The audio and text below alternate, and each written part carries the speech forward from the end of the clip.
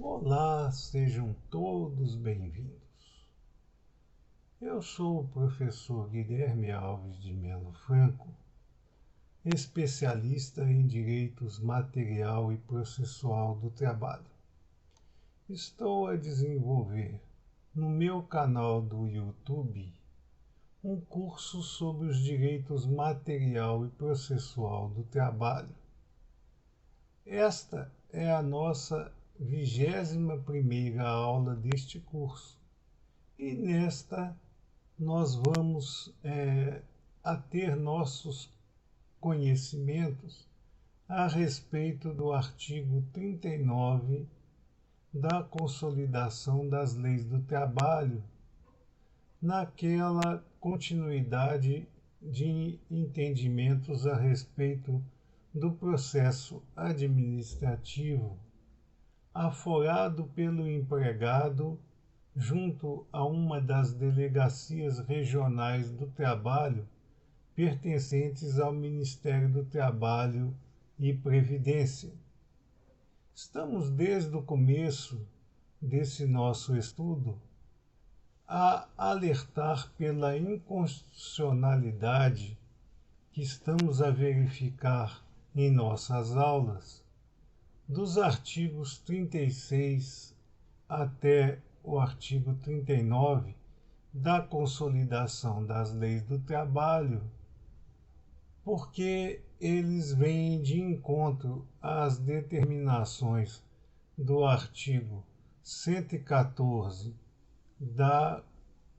Constituição da República Federativa do Brasil,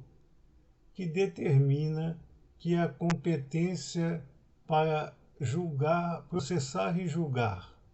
os feitos relativos aos contratos individuais do trabalho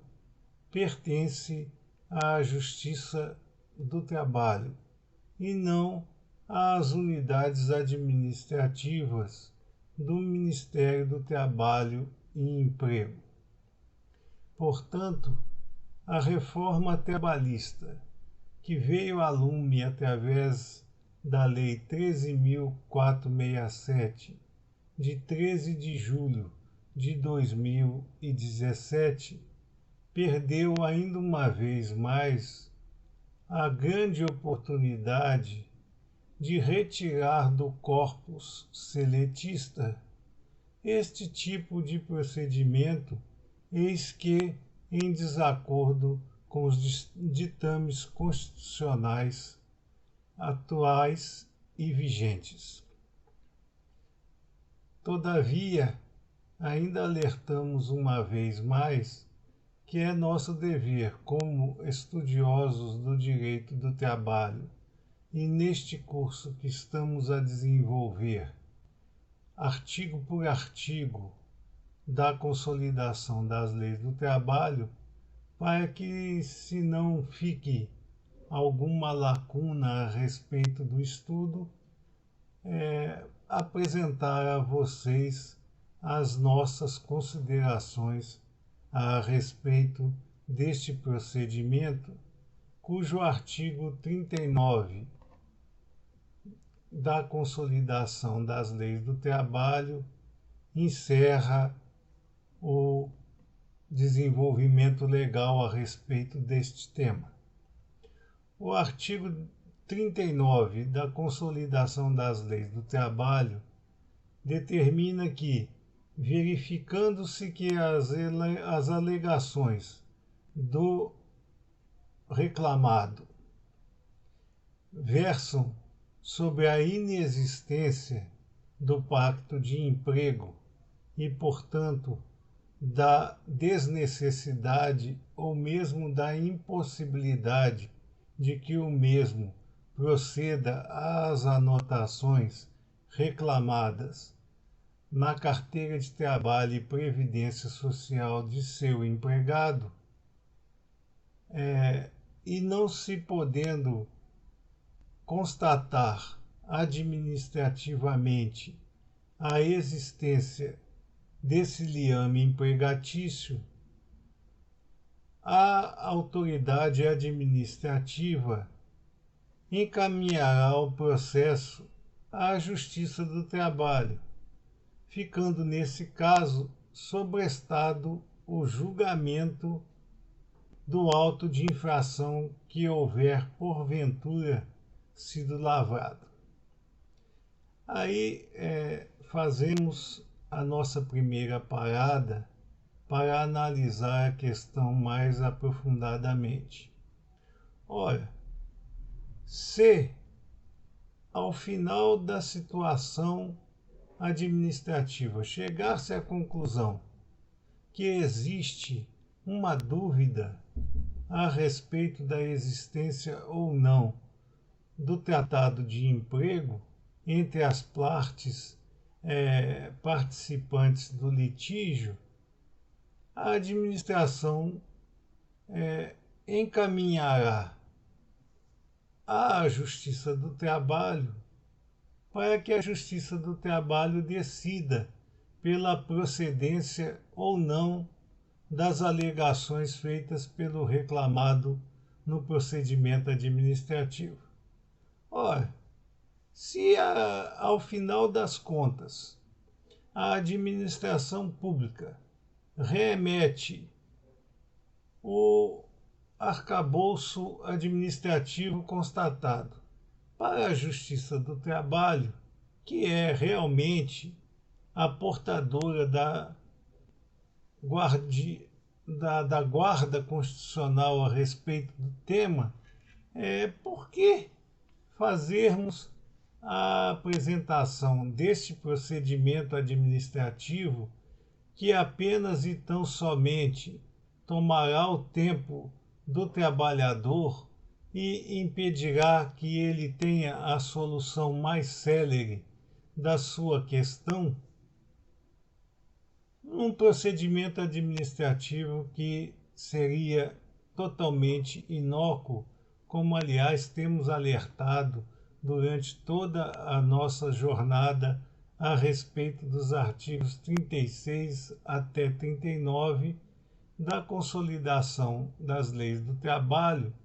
nas aulas que antecederam a esta presente. Portanto, além de ser um procedimento inconstitucional a toda vela, ele ainda se apresenta indeficiente para os fins a que se colima, porque não vai resolver a questão, a não ser que o empregador reconheça que realmente teria que ter precedido as anotações e faça com que as mesmas sejam apostas na carteira de trabalho e previdência social do trabalhador. Caso contrário, e é justamente neste ponto que reside a importância da caminhada direta à Justiça do Trabalho, tudo isso que se fez durante todo o procedimento administrativo perdeu-se por terra, já que se iniciará nova contenda, agora afeita ao sistema judiciário, que é realmente, como já alertamos, o competente para dissolver a questão apresentada pelas partes em litígio. Portanto, além de inconstitucional, é completamente desprovida de força essa caminhada administrativa que poderia ter sido retirada dos âmbitos seletistas e não foi. Encaminhado esse procedimento à Justiça do Trabalho, o método de assunção do processo judiciário do trabalho será o mesmo que o empregado utiliza-se quando vai direto à seara trabalhista competente. Portanto, haverá o início de uma ação reclamatória de direitos perante a uma das varas do trabalho do local onde o trabalhador foi contratado ou exerceu seus mistérios profissionais, para que se proceda ao desenvolvimento das fases processuais pertinentes. Haverá, portanto, as audiências, o direito à ampla defesa e ao devido processo legal perpetrados pela lei de regência, dentro agora do ambiente judiciário nacional. Constatada ao final da ação a procedência do pedido do trabalhador, agora reclamante, contrário ao seu empregador, agora reclamado, e determinada pela Justiça do Trabalho a anotação pertinente ao pacto de emprego existente entre as partes, o juiz do trabalho encaminhará à Justiça Administrativa, entre aspas, este procedimento, determinando aí sim com força suficiente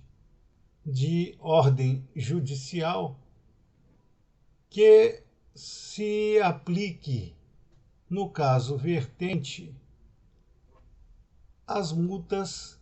pertinentes à falta patronal e determinará ainda na própria sentença quais são as obrigações que o empregador terá que se submeter para cumprir esta determinação. Aí a coisa muda um pouco de figura, porque a autoridade administrativa, ainda que não concorde com as determinações, tem a obrigação de cumprir a ordem judicial sob pena de crime de desobediência capitulado no Código Penal brasileiro e, portanto, terá que aplicar ao caso vertente as multas que lhe são inerentes pelo descumprimento. A mesma coisa, a mesma sistemática acontecerá se o empregado, ao invés de se dirigir à Delegacia Regional do Trabalho para impor a apresentação deste processo administrativo, for diretamente à Justiça do Trabalho, onde se desenvolverá todo o procedimento justicial e, ao final, haverá uma sentença judicial decidindo ou não pela procedência da sua reclamação. Então, é nisso que nós vemos a falta de razão desse procedimento administrativo, já que a palavra final será sempre atribuída ao Poder Judiciário do Trabalho, que, como vimos constitucionalmente, é, em realidade, aquele que detém este poderio e, portanto, somente ele poderia determinar a anotação faltante e, ainda assim, se o reclamado no processo judiciário do trabalho não proceder dentro dos prazos atribuídos pela peça de decisão às anotações respectivas, o magistrado do trabalho aplicará ao mesmo as multas pertinentes por sua infração e ainda determinará que a própria Secretaria da Vara do Trabalho proceda às anotações sonegadas, que terão os mesmos valores legais como se tivessem sido apresentadas pelo próprio empregador. E aí nós temos uma situação dupla. O empregador será condenado a pagar uma multa por descumprimento da ordem judicial e ainda será apenado pela Delegacia Regional do Trabalho por não ter feito as anotações a tempo e hora previstas pela norma legal vigente. Era isso que nós teríamos que desenvolver com vocês nesta nossa aula de hoje, e aproveitamos esta oportunidade para agradecer a atenção de todos e requerer que façam suas inscrições no nosso canal Guilherme Alves de Melo Franco Estudar Direito e deixem seus likes nas nossas aulas, para que nós possamos continuar a desenvolver este nosso curso de forma gratuita para atingir ao maior número de pessoas interessadas nos estudos sobre os direitos material e processual do trabalho. Muito obrigado a todos.